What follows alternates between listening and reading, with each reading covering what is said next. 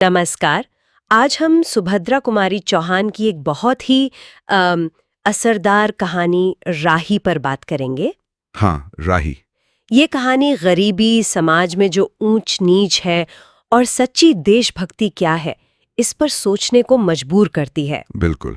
इसमें दो मुख्य किरदार हैं, राही एक बहुत गरीब महिला और अनीता एक सत्याग्रही। हाँ, उस दौर की स्वतंत्रता सेनानी। और इनके जरिए कहानी ना समाज के दो बिल्कुल अलग टकराव वाले सच सामने रखती है। तो आइए इस कहानी में थोड़ा और गहरे उतरते हैं। हाँ, और ये कहानी सिर्फ उस जमाने का सच नहीं है। ये आज भी हमें पूछती है कि भाई असल में देश प्रेम है क्या? क्या हम वाकई सबसे जरूरतमंद लोगों की परवाह करते हैं? सही बात है। ये एक तीखी टिप्पणी है सुभद्रा जी की, जो आज भी उतनी वजनदार है। कहानी शुरू होती है जेल में। अनीता सत्याग्रह के लिए जेल में बंद है जी। और वहां उसकी मुलाकात होती है राही से। राही जो मांगुरोरी जाति की है, उसे थोड़ी सी अनाज चोरी के इल्जाम में सजा हुई है।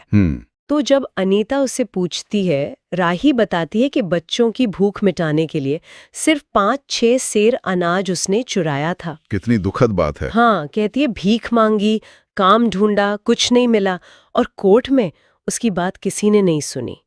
वो कहती है गरीब की कौन सुनता है साहब। और यहीं पे वो समाज की कड़वी सच्चाई दिखती है। राही का जो समुदाय है मांगोरूरी, उसे समाज ने ऐसा हाशिए पर धकेला है कि भीख या चोरी ही जीने का जरिया लगता है, क्योंकि दूसरे अवसर ही नहीं उनके पास। और दूसरी तरफ देखो, अनीता है, पढ़ी लिखी ऊंचे तबके की। हाँ, उसे जेल में भी अपने परिवार के रसूख से बी क्लास से ए क्लास मिल जाती है। सुविधाएं मिल जाती हैं। हाँ, सुविधाएं। ये जो फर्क है ना, ये जेल के अंदर भी उतना ही साफ है जितना बाहर। और ये देखकर अनीता अंदर तक हिल जाती है।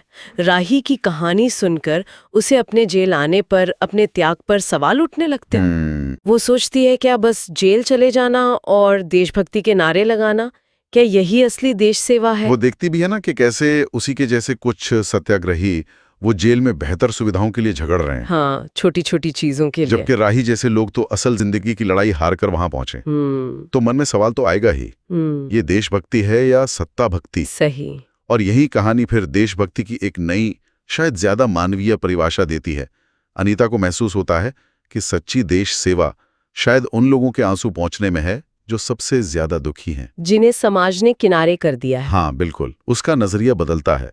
वो समझती है कि इन भटके हुए मजबूर लोगों को, उनको सही रास्ता दिखाना, उन्हें इंसान समझना, ये शायद किसी भी राजनीतिक आंदोलन से बड़ा काम है। इंसानियत पहले है। इंसानियत पहले, बिल्कुल। इसी सोच के साथ अनीता एक रात सपना देखती है। हाँ, वो सपना बहुत महत्वपूर्ण है। वो देखती है कि वो जेल से छूट गई है और उसने राही के गांव में मंगरौली लोगों के बीच एक आश्रम खोला है। और क्या नजारा है उस सपने का। बच्चे पढ़ रहे हैं, औरतें चरखे पर सूत काट रही हैं, मर्द कपड़ा बुन रहे हैं। हाँ, जो लोग चोरी और भीख पर निर्भर थे, वो अब मेहनत करके इज्जत से जी रहे हैं, आत्मनिर्भर बन रहे हैं। और वो राही के अनाथ बच्चों की देखभाल भी कर रही है। ये सपना उसके लिए सिर्फ एक ख्याल नहीं रहता, एक सच्ची सेवा का नक्शा बन जाता है। हाँ, और ये सपना दिखाता है कि सुभद्रा जी का संदेश क्या है। असली आजादी तब है जब सबसे कमजोर इंसान को ज्ञान मिले, हुनर मिले, सम्मान मिले। आत्मनिर्भरता और गरिमा। बिल्कुल। चरखा काटना, कपड़ा बुनना, पढ़ना, ये सब उसी के प्रतीक हैं। कहानी सिर्फ राजनीतिक आजादी की बात नहीं कर रही, वो सामाजिक और आर्थिक गुलामी से मुक्ति की बात कर रही है। वो कह रहे हैं कि जब तक राही जैसों की जिंदगी नहीं बदलती, तब तक अनीता जैसे सत्याग्रहियों का त्याग भी शायद अधूरा है। कहानी के अंत में अनीता को पिता की बीमारी की खबर मिलती है और सरकार उसे बिना शर्त रिहा कर देती है। हाँ, ये भी एक तरह का व्यंग ही है। शायद कि उसकी रिहाई भी उसकी योग्यता से नहीं, बल्कि उसके परिवार के असर से हुई।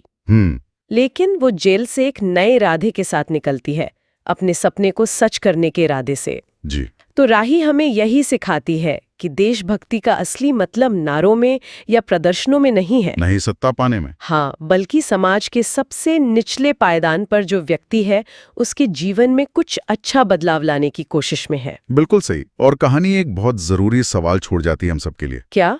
कि क्या हमारे बड़े बड़े आंदोलन, हमारा त्याग, हमारी कुर्बानियां, क्या वो तब तक सार्थक हैं जब तक वो राही जैसे किसी इंसान की जिंदगी को सच में बेहतर नहीं बनाते?